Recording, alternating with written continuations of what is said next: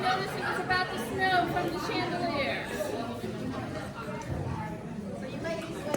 All right. Miller's John?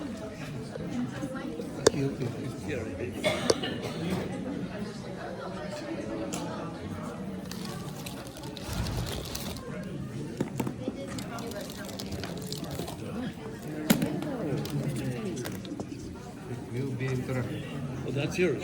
This is yours. This is mine.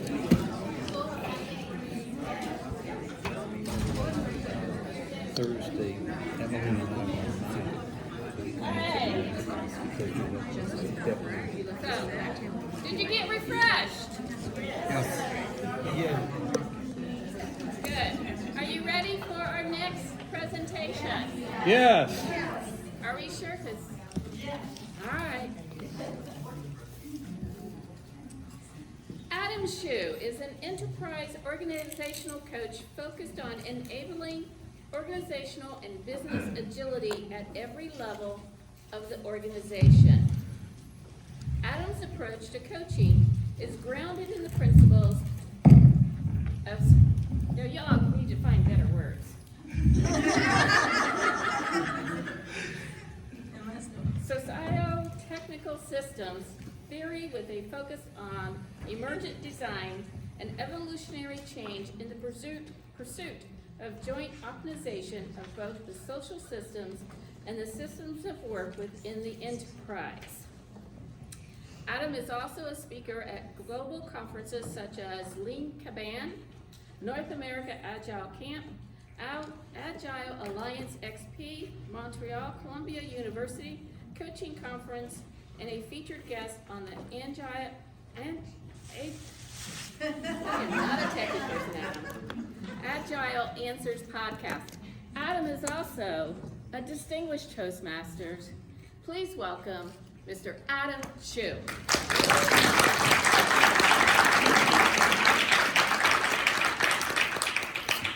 Thank you so much, and what an honor it is to follow Eric.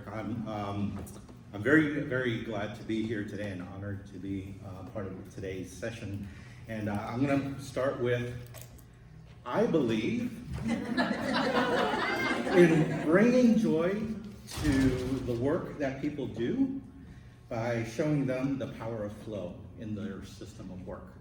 So that's actually what Brenda was describing with my bio. I work at JPMorgan Chase. I've been there for roughly 15 years now. So I've been in large corporate America for a very long time. Prior to that, I was in other large corporate companies.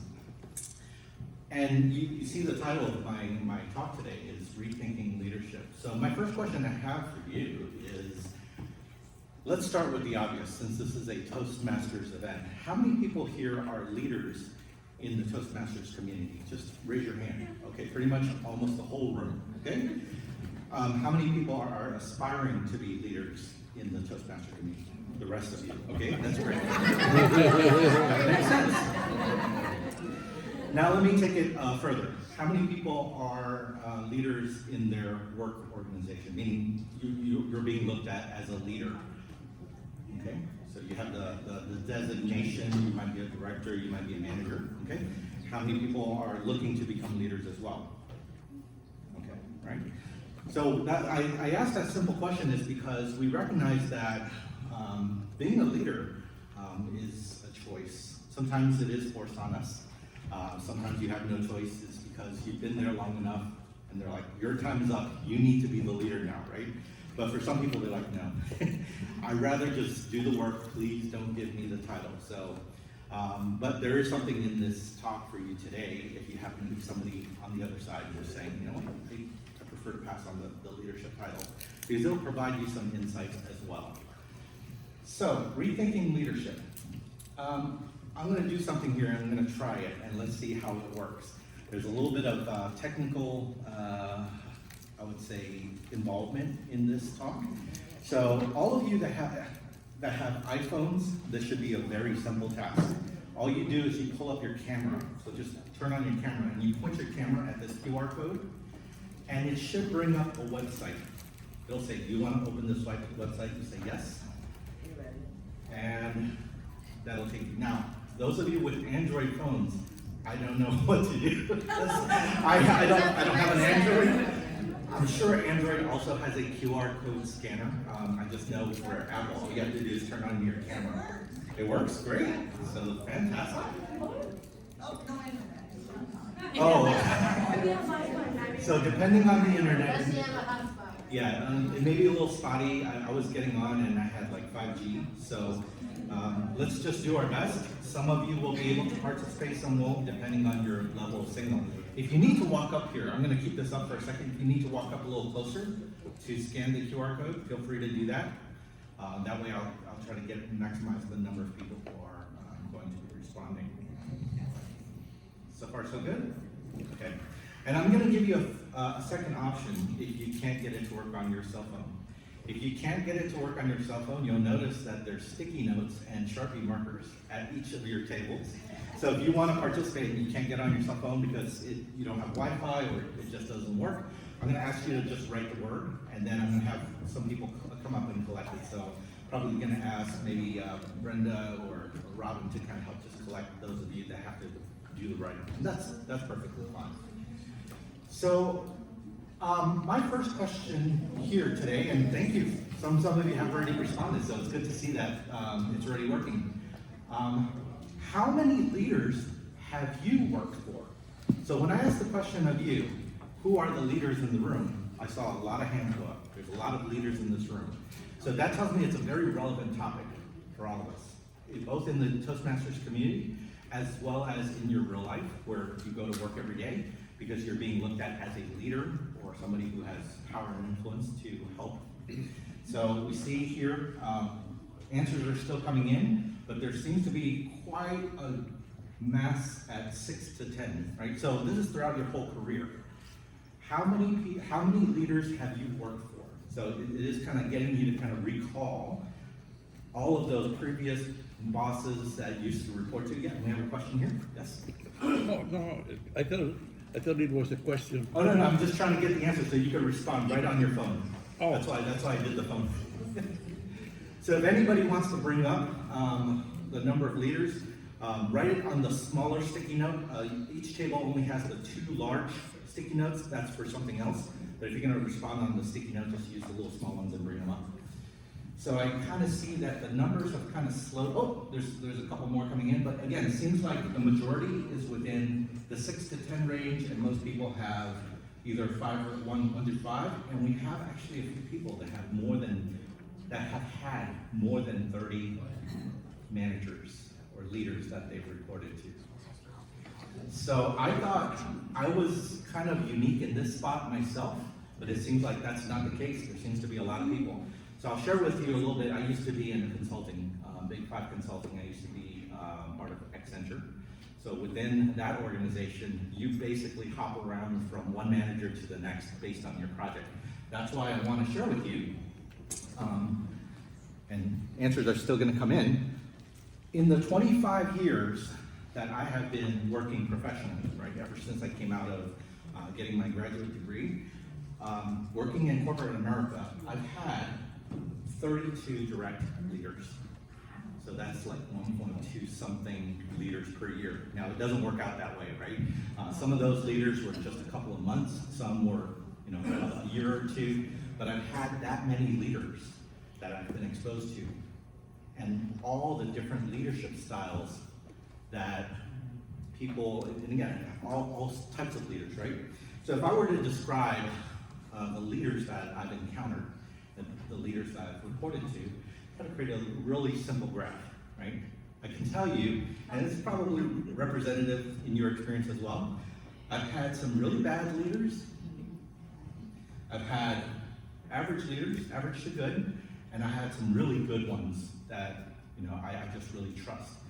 And I had one life-changing leader, one that basically changed my whole career.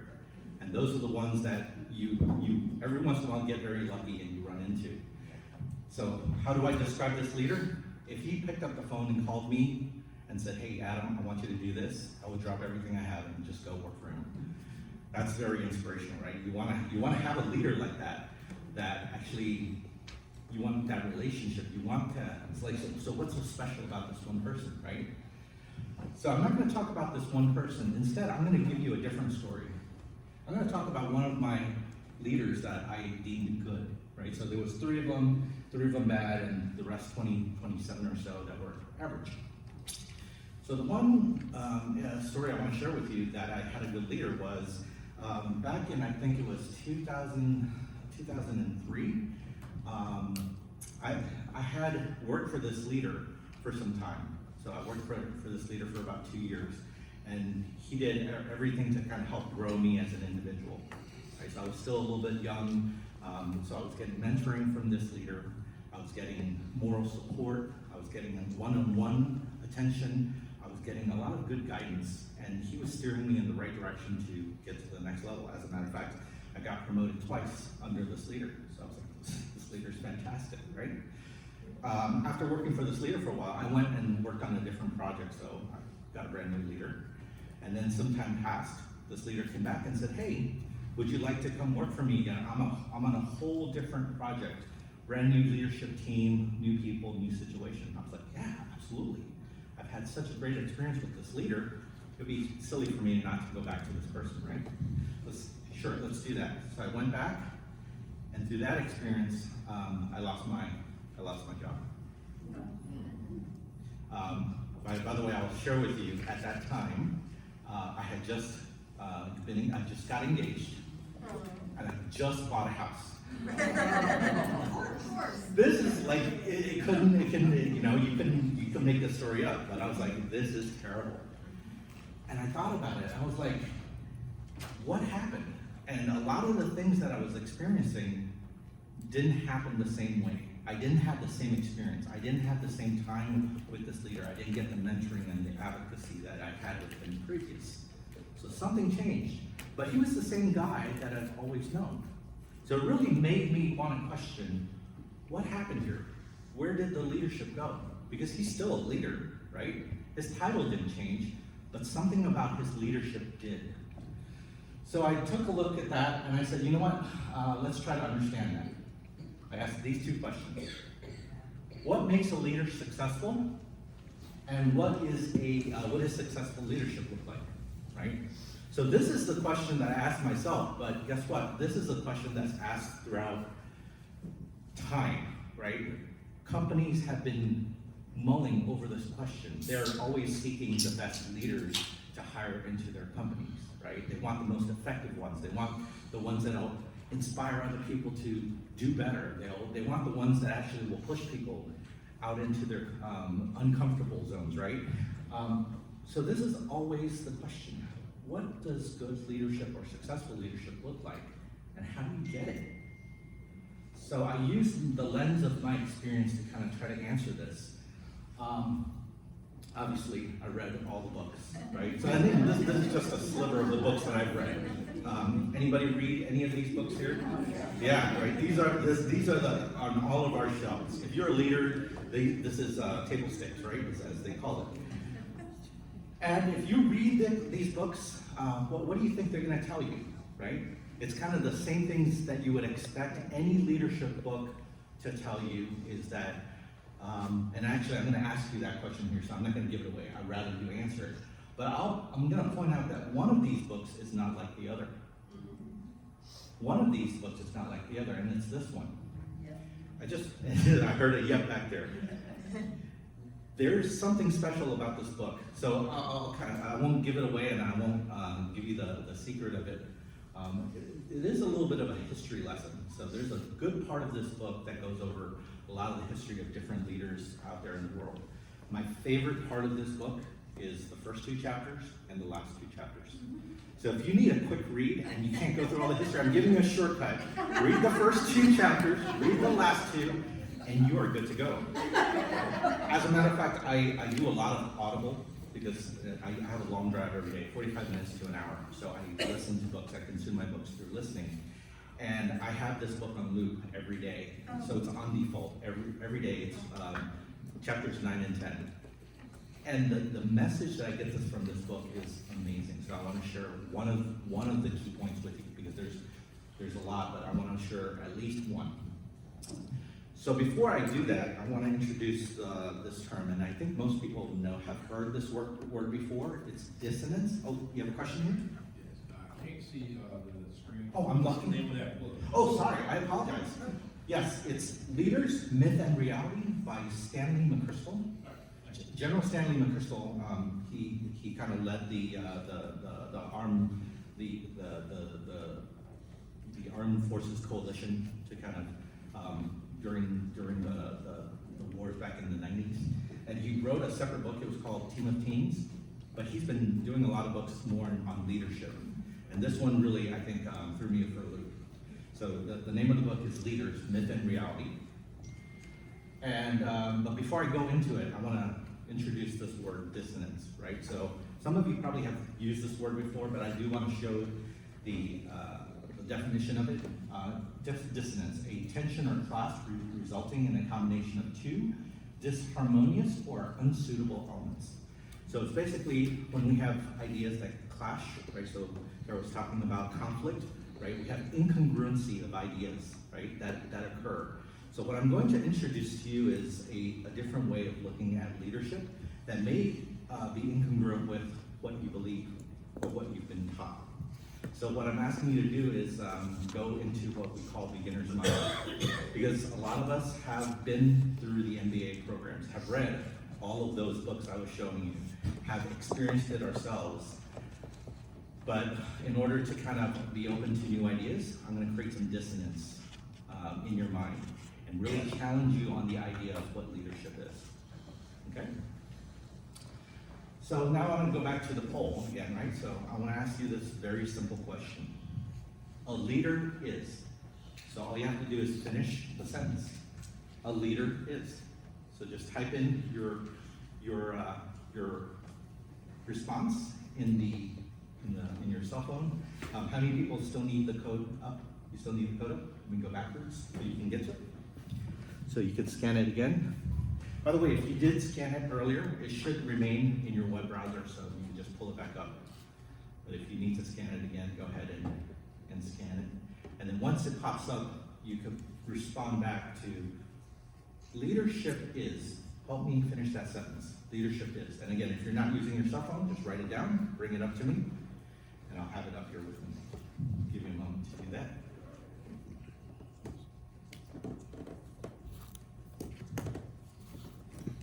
Looks like everybody scanned code, and I see words coming up now. First word coming up is humble. Someone that supports me in my development and career growth. A visionary, creative influencer. Someone who brings out the best in you. A person who guides and mentors other people to accomplish joint goals. Influence. Communication. A mentor and an uplifter. A visionary. Someone who inspires others to greatness, reach goals, etc. Someone who can give direction that is for the better good of the group and the team. Someone who takes people to places they wouldn't go themselves. Integration with direction. So direction means strategy, probably. Mentor and book reader. I like that one. Seeking how to leverage others' strengths. Mentor. So as you continue to add these words, you can keep reading them. There's a very similar theme to this, right? It's somebody who motivates people to become better, somebody who mentors, gets them to a better place. And this is all great. These are all valid definitions. Did we have anybody who wrote? Yeah, right there. We have a couple. And then people who contributed lo-fi. A leader is respected. A leader is human. And then last one, 6 to 10 motivational. Okay, 6 to 10 motivational. Oh, 6 to 10 was, how long were you working? How long, gotcha, I understand. A leader is motivational. Thank you very much. Okay, so these are all fantastic responses. Thank you for doing that. And again, like I said, there's a common theme here that's all, very positive. But I'm gonna try to simplify the definition of the leader here for you a little bit. So those of you that know me for a while with Toastmasters, you guys know I have 6 kids, ranging from 15 to 2. And not only do I have to exert leadership at work, I have to try to exert leadership at home. And sometimes that doesn't always work, but I try to bring as much pace as I can.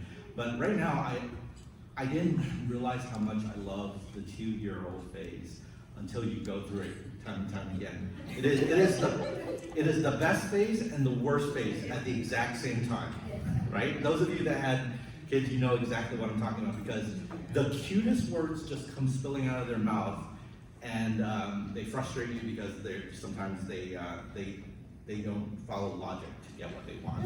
Let's just say leave it like that. So I'm bringing this up is because my 2-year-old, and so did all my other kids, have the most simple way of conveying why they want what they want and what it is they're trying to get, right?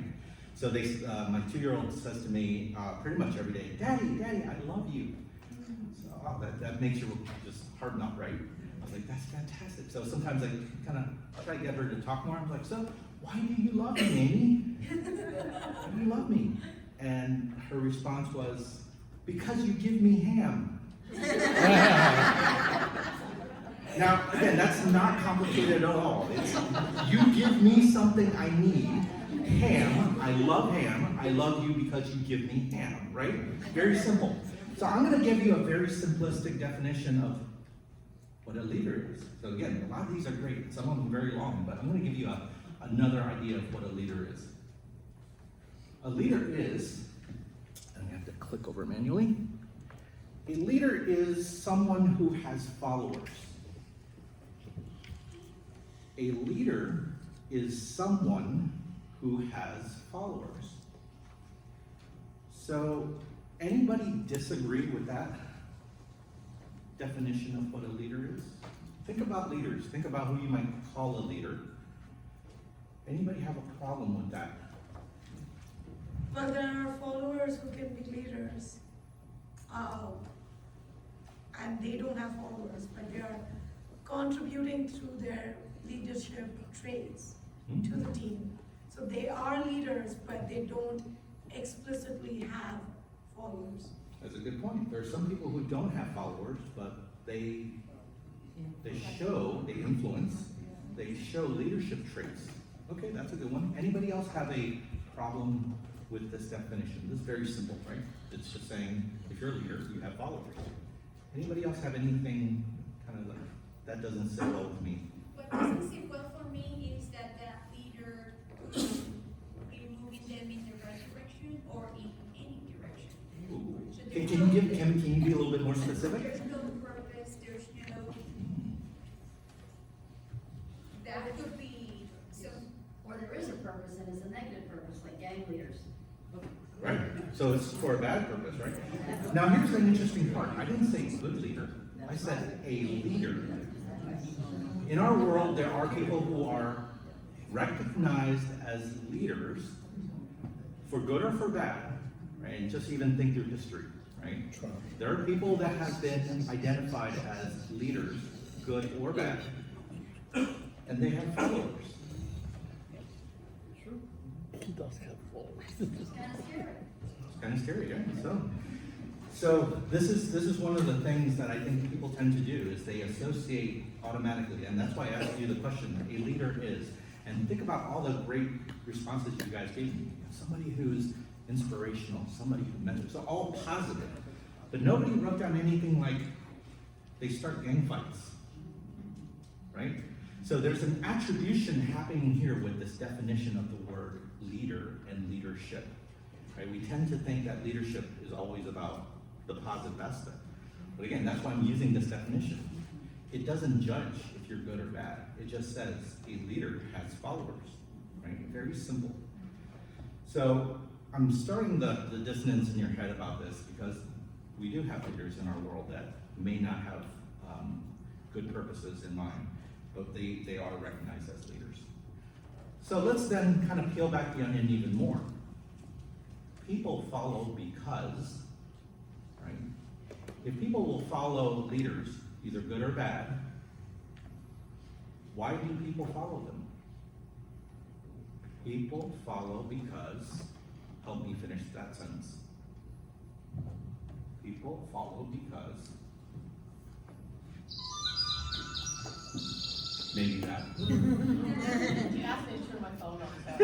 It's okay. So, yeah. And anybody who doesn't have cell phone now, please feel free to write it down and I'll collect them. Thank you. Because they believe in the leader's purpose. Here's our first response. Okay. Need for navigation. I was hoping for this one. Because they have to. Because they have to. They feel a connection. They don't know any better because they are inspired. They respect the leader. Here's one written in. They gain something. They gain something. Actually, I'm going to put this one up here. They gain something. There is a common goal. Because of truth. Here's another one. They want to belong, right? So there's a need for belonging. Because they want to. Because they relate to that person. It will get them what they want. Back to this, they gain something, right? They have a path to follow because the leaders have a vision, good or bad. Because they connect with the vision or message. Because they want to be led. That's very simple. I like that. So, the reason I'm asking these questions about leaders and followers and what's the purpose behind why some people follow is because I want to introduce you to this next concept. And some of you already said it. This one right here. Leaders provide followers something they need. Leaders provide followers something they need. So I've done this talk before, and I think somebody even said it, right? Aside from the they have to. But what's behind the they have to, right? So if we're talking about they have to, maybe at work, right? Because you have somebody who's a designated leader. Why do you have to do what they tell you to do? Keep your job. And why do you need to keep your job? Pay your bills. So they give you a paycheck, right? And it's as simple as that. So we have a lot of, again, attributions about leaders providing a lot of great things like inspiring us and mentoring and all these things. But a lot of times, when we have people that are following leaders, they have a more base need of, hey, this guy is going to give me a paycheck at the end of every month so I can pay my bills and feed my family. And that's okay too. There's no judgment in that. But we need to understand where that is coming from. So, leaders provide followers something they need. So again, you can kind of see I'm peeling the onion back even more. Why I'm going into this place is because I want to ask you this question, right? And this, you don't have to respond through your phone. Would you follow someone who has no authority or prestige? No. So authority, right, is somebody who's been designated as your leader. Right? And prestige is somebody who you want to emulate to be like Sarah, like she knows how to move audiences to the point of crying. That's prestige, like that takes talent and skill. You have to really work on how to do that, right? So that's not prestige. You have some people that have both, right? They have the designated title, rank, as well as being a superstar. So man, that's a very powerful combination. But would you follow someone necessarily if they have neither? I saw a hand go up here.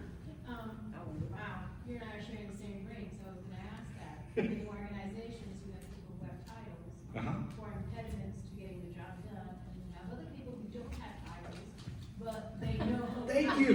I'm gonna write you a check later. So thank you.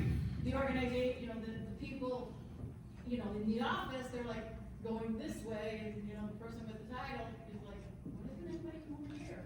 So again, it looks like, Good work. yeah, no, thank you very much for that contribution. That's kind of what I was going at here is, and again, I think most of us have worked in the work environment for a long time. Can most of us relate to this? There are people at work who have no titles at all, but whatever they say, people will do whatever they say. And then there are people with the top of the tier, they say something, people are like, good luck with that. Right? What's going on here? I thought leadership was all about following what that leader says. That's interesting. So we have incongruence going on right now.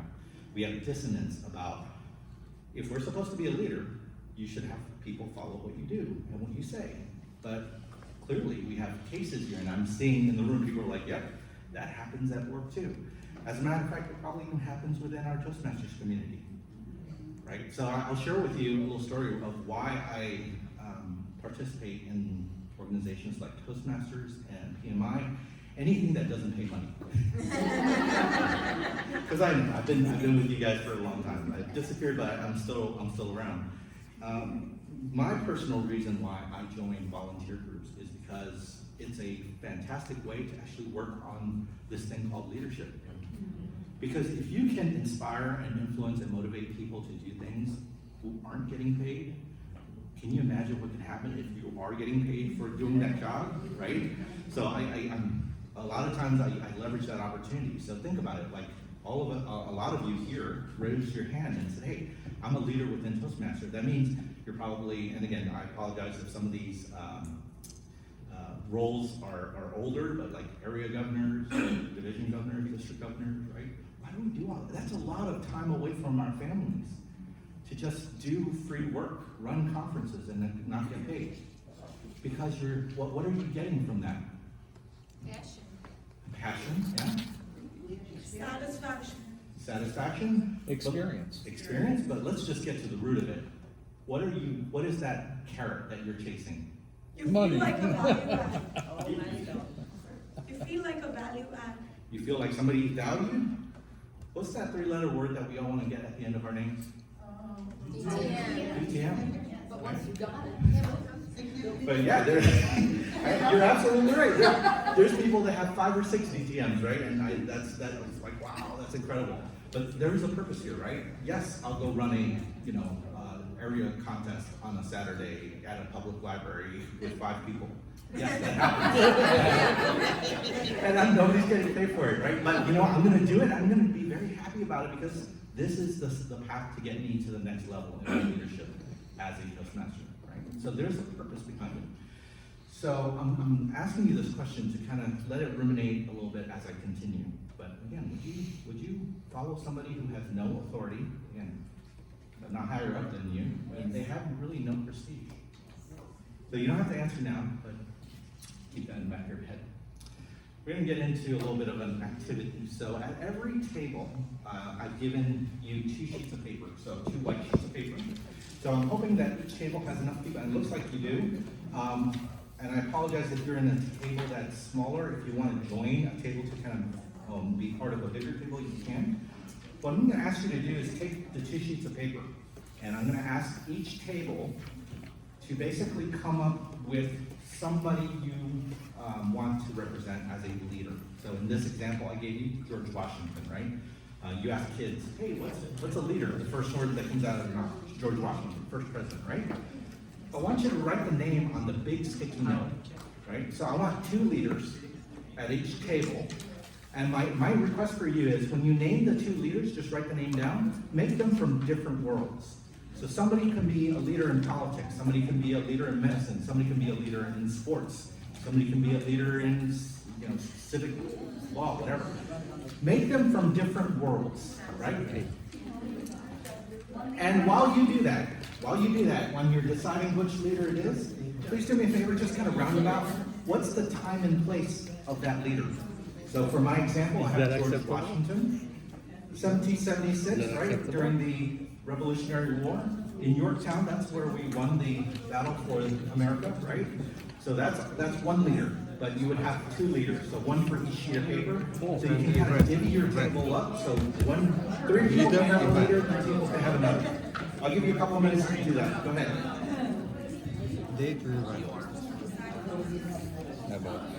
Albert Einstein. No, but you have to put event. So you put a leader like that. You see, there is a leader, and then there is a year and event. But in a separate piece of paper, yes. So like a year the book was published. The theory of relativity was published in this particular Would you year. like to choose leaders that you know somewhat? Maybe you read a book about them, maybe you saw a movie about them. That would be good. I think it was 1912. Well, it's all right. It's okay.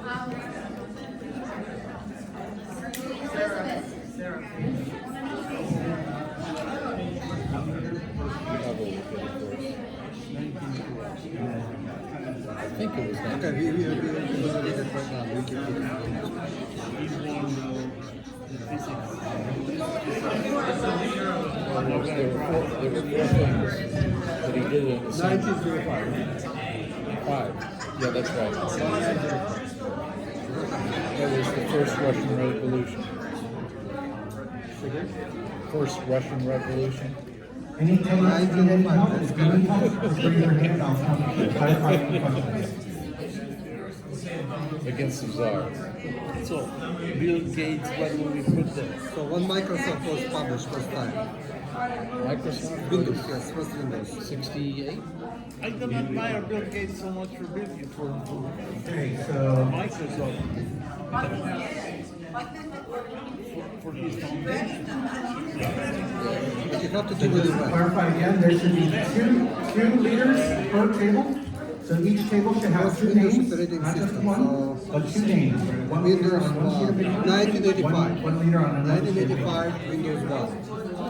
Except a piece of paper. No. Just like this. I was close. And write it down. Windows 1.0, 1985. 19. Okay, you kind of seen people 85. start to quiet down here. So I'm gonna give you the next step after you've done that. Anybody else need more time? Okay. Anybody, oh, you still need a leader? This is what you want. Now we're back. So kind of like this, so each sheet of white paper should have a sticky note with the name of the leader on each sheet. So that's why you have 2 sheets of paper. Windows OS So is one on each sheet. 1.0. Okay, and then time and place that they lived, just kind of a roundabout error. Oh. If you don't know, you can It check says- your, it says your check your time, cell so phone. that was the That's one. okay. That wasn't paid. That was not an operating. It wasn't. Sorry? Okay, Windows OS 1.0 is the correct. all right, everybody ready for the next step? Yeah? Okay, I'm gonna ask everybody to quiet down so you can hear the directions for the next step together, so you guys can do it, in a few minutes. Yorktown was 1783. All right, so now, every Okay. table Good should point. have 2 sheets of paper, 2 leaders' names with time and place for each one of those leaders. The next step I want you to do is choose one of the colors from the little sticky notes that I gave you. Just be consistent, use the same color for both leaders, right? Just choose one color for both leaders, so you might have to divvy up the pad among the table. I want you to write down what it is that makes this person a leader. Right, so just write it down and then put it around Follows. that name. Because it follows. So what is it that makes that person a leader? So do it for both. So in my example here, you see George Washington. I have George's courage. He has courage. He has grit. He has integrity. He's a war expert. He has bravery. So these are all the things that make George Washington a leader.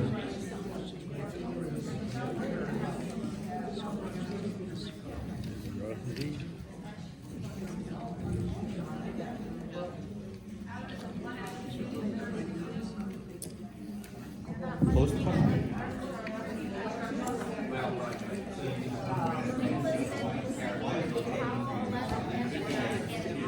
Oh, they put all on the same page.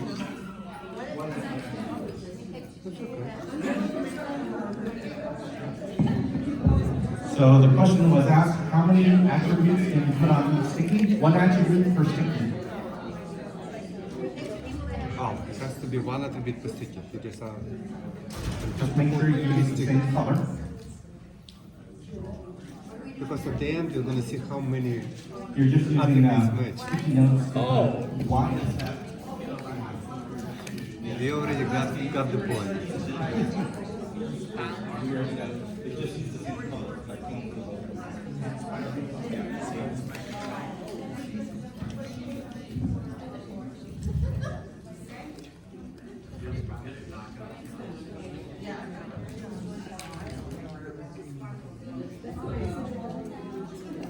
So I walked by a couple of tables and I saw some people actually write the name of the leader on the white sheet. Do me a favor, can you just write it on the big sticky note instead?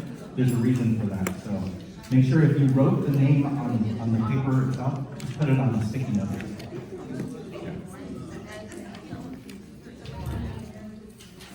Thank you.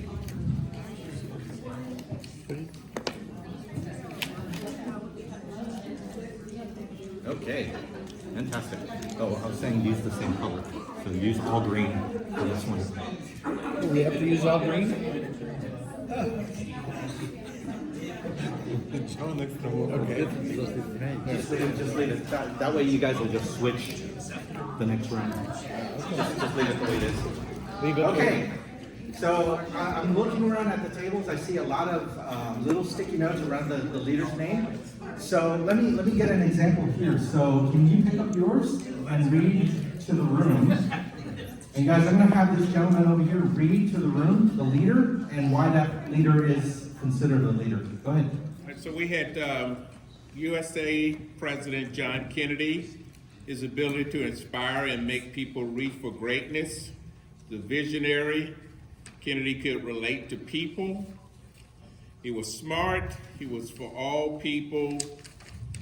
He was a forward thinker. Okay, great. And I'm going to ask somebody from your table as well to give me the other leader. So somebody can read the other leader and what makes that person the leader as well.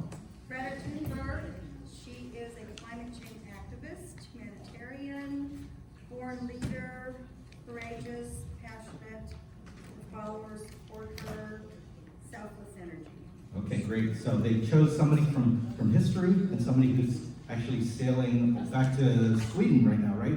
Over to the next conference. So Greta Thunberg is the teenage climate change activist, and it's such a motivating story there. Okay, so does everybody have something like that at their table? Fantastic. Here's the next step.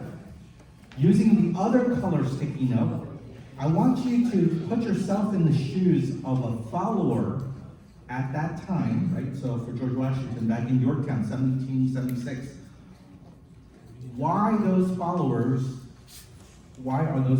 following that leader? So use a different color sticky to describe what is it that they're getting from that leader. So for George Washington, it's battle tactics, chance for freedom, moral support, strategy, horsemen, right? So those are the things that George Washington is providing his followers. So go ahead and write down what are the followers getting from that leader.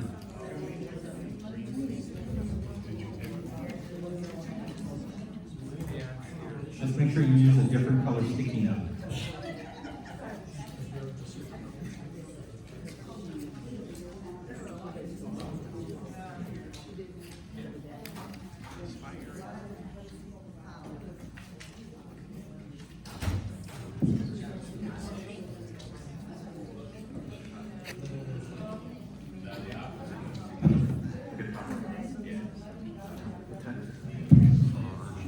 Okay, it's 43 minutes.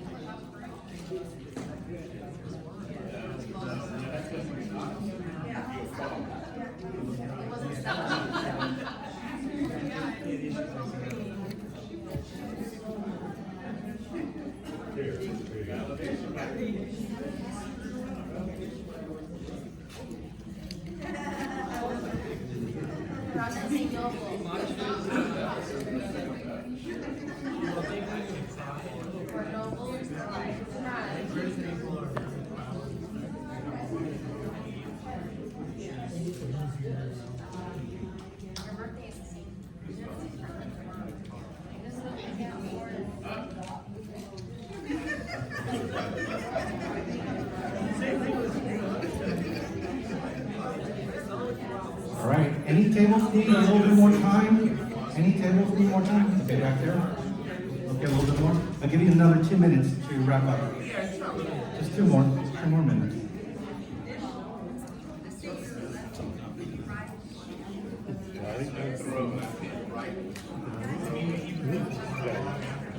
Yeah, it should be. But we have, Emily and I have definitely, we have to be on the telephone now. So Emily says that we really can't be at the meeting. She's not home. So it's going to be a quote that's the end of the year. I really want to be there.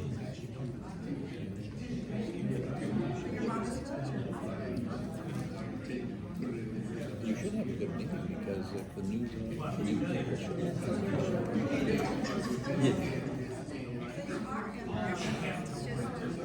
Okay, 30 seconds. Who is the Toastmasters?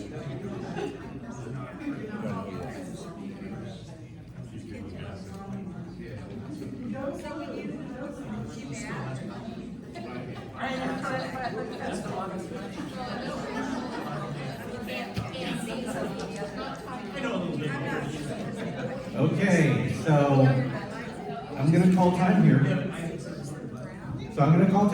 And so I'm gonna ask actually the middle table to, if you don't mind, because I saw you guys get done really early. You guys are actually showing each other.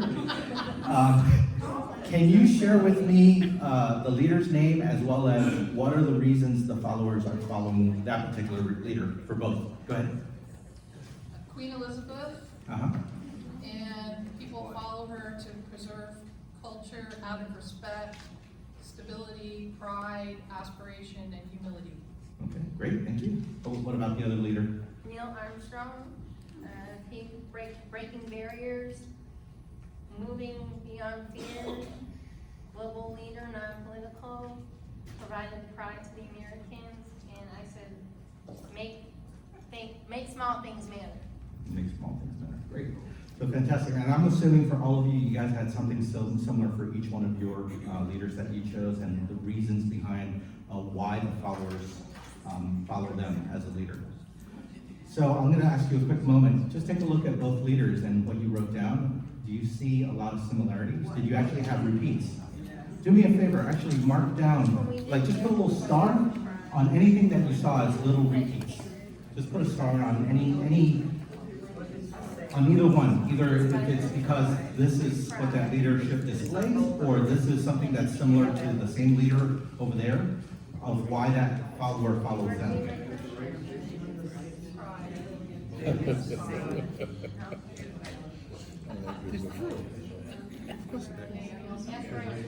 No shame in it. But you know, there's something similar here. My vision is inspiration, insight. That's similar. Here, there's people. Encouragement. So there are other things that are similar between the two. Vision and encouragement. Navigation for the Okay, so how many tables had more than 5 dots? Saying, yeah, these are common things between the two leaders, more than 5. Was it ones that we put down, or that they could apply? They could apply both, that's fine too. Actually, that's fine as well, if you're looking through for both sheets, and you're like, oh yeah, George Washington has courage. So does Amelia Earhart. Yeah, so both of them would have been the same. So yeah, that's fine. If you identified them to be, you might have just missed it on the other leaders. Yeah, what's your question? No, I just wanted to add things. Oh, no, I was just asking. Okay, but there was a lot of commonality, right? Okay. So this is actually, what you've just done here is actually kind of how organizations and people kind of go about choosing leaders, right? They go through this checklist, if you will, of saying, all right, well, what are the leadership things that we value? Or what are the things that we want to see as attributes of leaders? And if they have these things, that must make them a great leader, because this person had it too, right? So interesting. What I want you to do now is, this is why I asked you to write the leader's name down on the sticky note. Pull the name off of the sticky note of your sheet, on each sheet, and swap them. And again, there were a lot of common traits, right? A lot of them were the same. They were courageous, they were inspirational, they had passion. Now I want you to swap the names and have a quick conversation with your table about, would that work? Now you have Michael Jordan leading the Civil War charge in the U.S. Have a quick discussion with your table about that. Would it work? Would it not? Go ahead. Yes, absolutely, yes.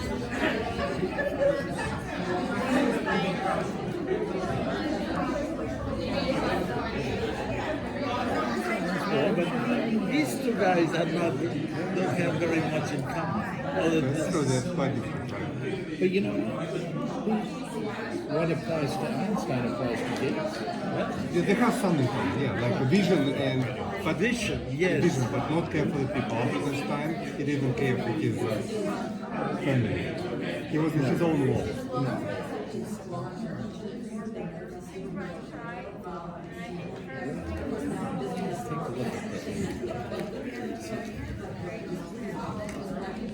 Sense of accomplishment. He was never interested in money. But these three, yes. That one, no. These three he was interested in, but not money. He was never interested in money.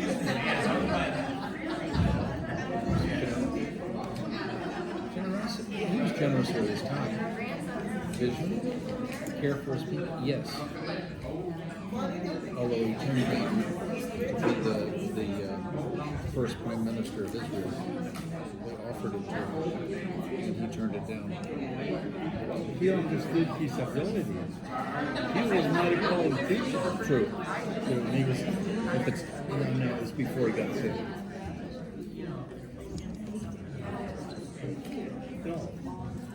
Ben-Gurion was a politician. By far better than Einstein. Einstein was a figurehead. He would have been a figurehead.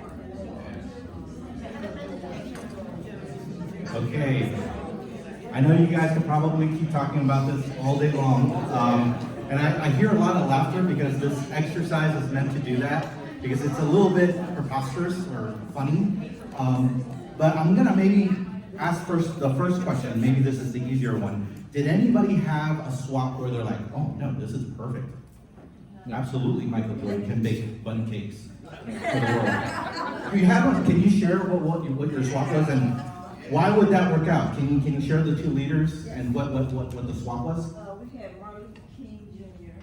and then we also had Margaret Thatcher. So you're saying both of them if you just swap them into their time and place, they would do fine? Yes, those two were very similar. Okay. Do most people agree with that? Other than speech. Maybe? Well, when we're looking at the fact that each one of them had an uncompromising message. Mm-hmm. They stood strong in their belief. Mm-hmm. They were looking at for the good, better of their not just their country, but of all people. Mm-hmm. And so there was some strong, they both had innovation. Mm-hmm. So we were looking at that now. You can't switch the two of them because one's male and female, okay? No, I absolutely get it. But thank you, first of all, thank you for this table for being brave enough to raise your hand to go through it with me. So that actually, if you kind of heard what they were saying, they were kind of emphasizing some of the attributes of leadership that if they swapped, they can kind of see it would work out. And there was some kind of reasoning or at least some, well, they can kind of make it work, right? Martin Luther King can pretty much learn about the House of Commons and the British government, and we'll figure that out, right? And Margaret Thatcher can figure out how to survive in 1960s, rural Alabama, right? So this is actually what we do in the real world. This is actually what we do in the real world. We say, you know what, that guy, that gal, she did a great job, he did a great job. We just need to get them into this situation and they'll be fine. Yeah. So I have a lot of shaking heads, so I would like to ask a table that would like to give me an example where it didn't work out. Back there. All right, first you have to know who we picked. First we picked Cleopatra. That's first choice. Second choice was Tom Brady. Tom Brady. Quarterback for the Patriots. as different as you can get. Tom Brady, known for beauty and intellect. That's why Giselle married him. People followed him because he was the queen, so. You have one? Go ahead and share. John, you're very welcome to elaborate. Yeah, Anthony Robbins Okay. and Mother Teresa. Maybe Tony Robbins is Saint-like. Anybody else want to share? Yes, go ahead. We had Harry Tubman and Anthony Rendell. Anthony? Washington Nationals, World Series. Oh, yes, okay, the World Series. So Harriet Tubman and a world champion baseball player. That would be kind of hard. Anybody else? Yes, over there. We had Dr. Martin Luther King. And interestingly enough, they had at least 5 things in common. Their sense of humanity, their willingness to break barriers, their humility, their ability to use their influence in a positive way. What was the other? The last one was Humanitarian efforts. humanitarian efforts, right? Yeah. And Dr. Martin Luther King has a very heavy Irish accent too. So again, you can kind of see that this exercise was to kind of show you the path we can go down when we think that, hey, it's because of the person, the leadership or the leader attributes follow the person, and that's why that person is a great leader. But actually, it's a different question that we should have asked. It's not what makes that person a great leader, it's what was it about the situation or context of the time and place that made that person become a leader? So what was the situation or context that that person was placed into that made them a leader? So those of you that put Martin Luther King, you probably know this. Dr. Martin Luther King did not want that position of being the civil rights leader at that time, but he was kind of goaded into it. All his peers were like, you are the most eloquent speaker, you have such a moral compass, you know how to handle everything and peacefully, so they're like, you are the guy. And he said, look, if this is what I have to do, this is the cross I have to bear, right? So he took the mantle, but he didn't want it. But he was the best person at the time in the situation, in the context, that made that person a leader. So, interesting enough, you guys brought up Harriet Tubman, right? Harriet Tubman, if you think about it, how many people have heard, like, oh, Harriet Tubman, she helped tens of thousands of slaves from the south to the north. One woman. Now think about it. Can one woman do that? How did she accomplish it? She had followers. She had a network that was called the Underground Railroad that was all hidden, and they had a plan. And there was so many people that believed in her cause, and she became an icon. She became a symbol for freedom. But she herself did not walk 100,000 people up to the north, right, up to Canada. It was because she was very transparent about who she was, what she believed in. And so her followers then took the mantle herself and said, you know what she's doing, we need to get involved. So here's the big idea I want to share with you. I do want to remind you, just kind of going back to, I did my own map, right? So back in 2003, what happened, right? I had Project X, went fantastic with this leader. Project Y, these things weren't there, right? And a lot of those things wasn't because of the leader. It was because of his directs that provided the mentoring, the guidance, the support, the advocacy that I had on Project X that I didn't have on Project Y. It was a whole new ball game. And I'm like, the leader didn't change. None of these changed. He was still respected. He was still a tech expert. He had great integrity. But he didn't have the cadre of people that he had on Project X that provided what I needed to look up to him as a follower. So here's the big idea. Leadership is an attribute of the system. It's not the person. in order to have leadership, that person needs to have that system support him or her to become a leader.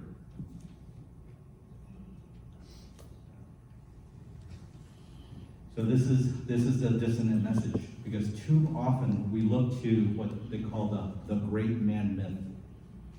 And unfortunately, it's called the great man myth, right? In the studies that they did, they said, hey, draw a picture of a leader. Most of the time, even women drew a picture of a man as a leader, right? We need to change our thinking in the way we think about what leadership is and who leaders are. Leadership exists in the system, not in the person. It's the system that allows people to become leaders. And there's active things, leaders are a function of what the system needs, right? This is why I was asking, why do people follow leaders? Because the system needs something. The system of followers needs something from the leaders, right? And the leader is the best one to kind of enable some of those things, but guess what? You need to answer these questions for yourself. All of you that rose your hand and said, hey, I'm a leader, these are the questions you have to ask yourself.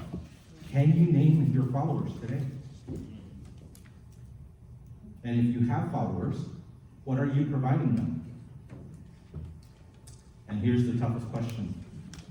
If they're following you, are they following you because you're actually providing something, or because of your rank or prestige?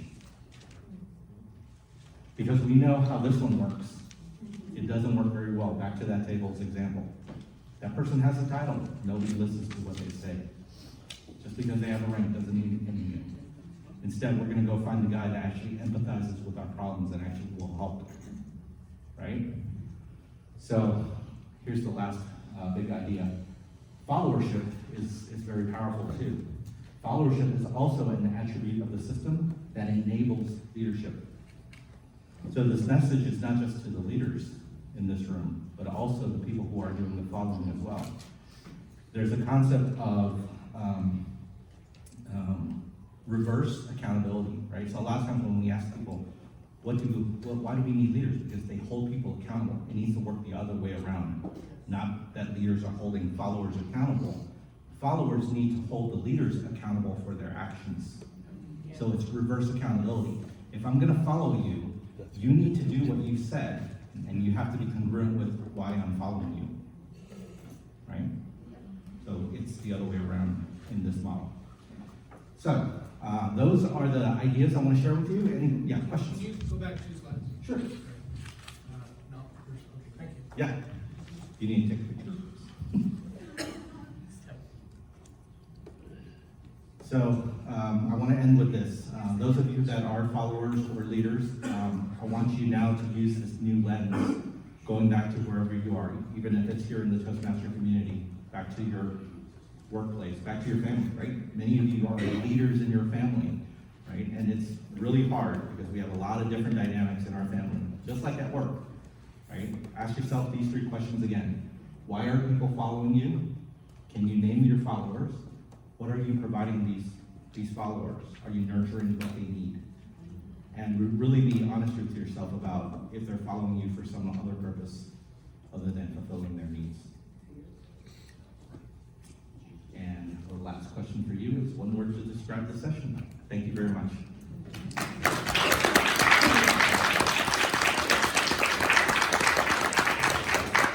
Are we over time? We're done? Or any? You actually have a little bit more time if you want to do a Q&A. Yeah, any questions?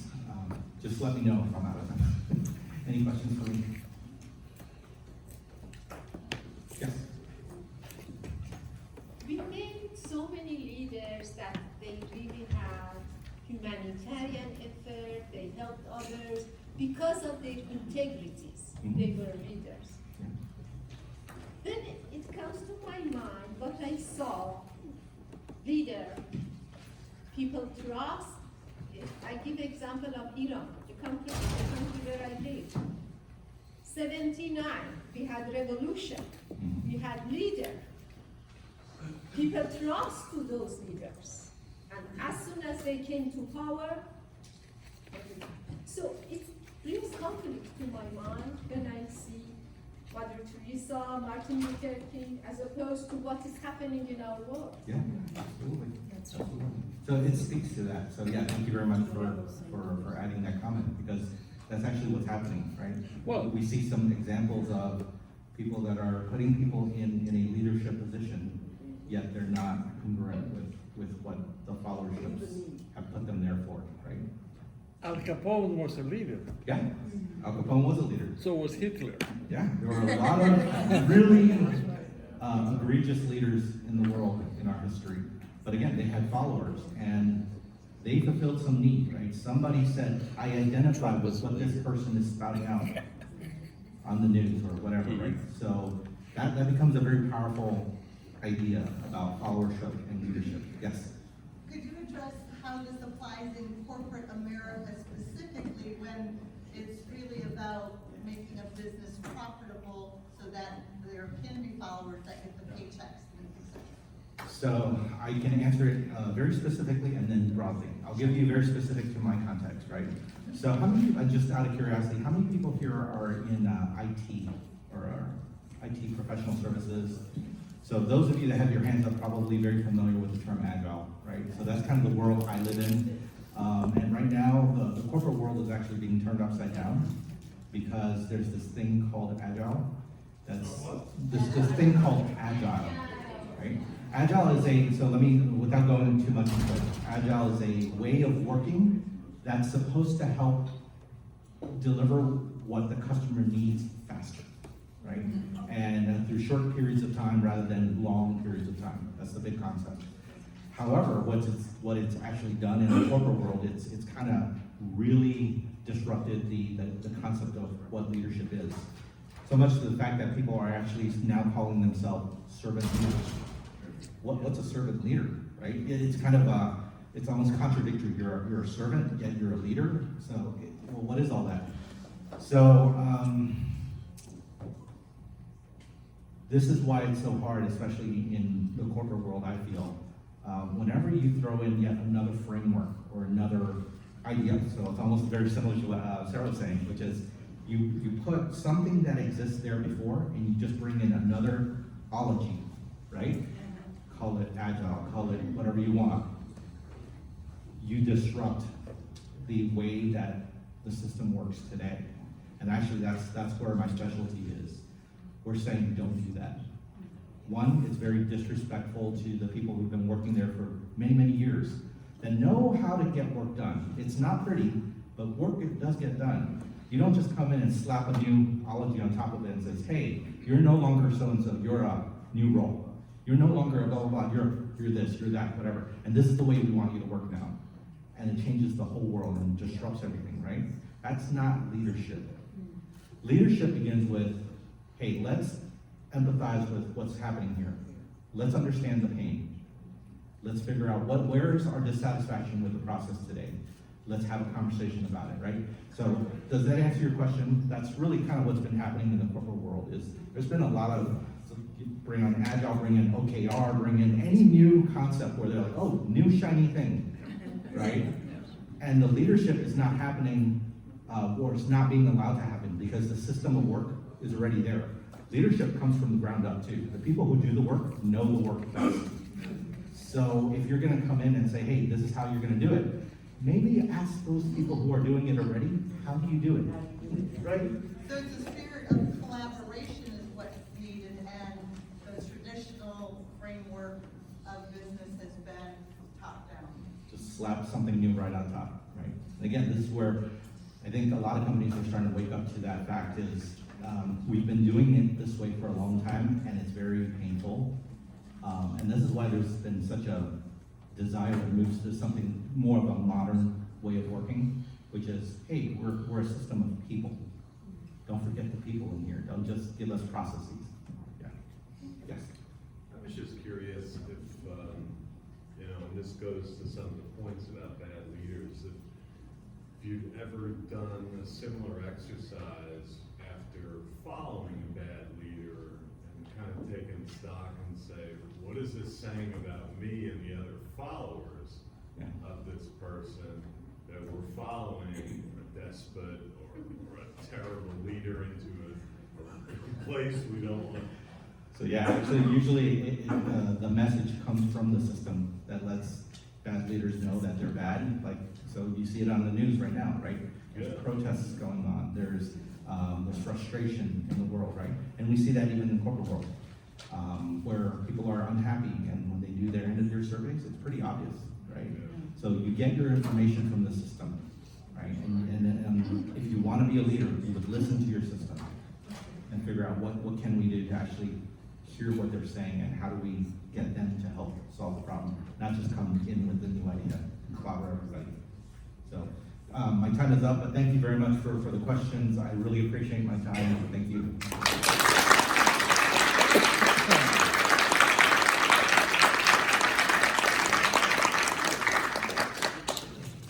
Thank you, Adam, very much. Thank you, Sarah. It's break from 12:15 to 12:30, and when you return to the room, or